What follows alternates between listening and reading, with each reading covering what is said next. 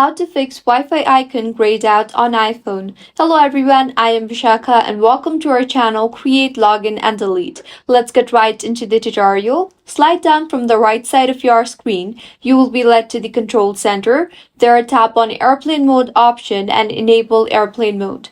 Wait for a minimum of 30 seconds before toggling it off again. Next, launch the Settings application on your device and tap on Screen Time. You will see the option for content and privacy restrictions. Tap on that and go ahead and toggle off the button for content and privacy restrictions. Sometimes content and privacy restrictions might cause this issue. Check if the Wi-Fi icon has been fixed or not. If not, then open Settings again. Tap on General and scroll down and tap on Transfer or Reset iPhone, then on Reset and then on Reset All Settings. Enter your passcode and reset all settings. Doing this will reset all settings. Nevertheless, none of your data or media will be deleted. Your iPhone will take an auto restart now, and by now, your Wi-Fi icon should have been fixed. If you find this tutorial helpful, do subscribe to our channel. Thank you for staying with us until the end.